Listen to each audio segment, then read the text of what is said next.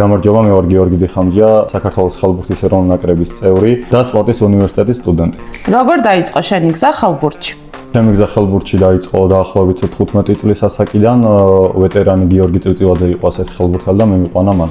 რა იყო მომენტი, როცა მივხვდი, რომ შენი სპორტია ხალბურთი?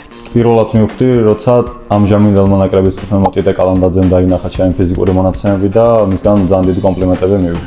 რას გრძნობ მოედანზე გასვლის წინ?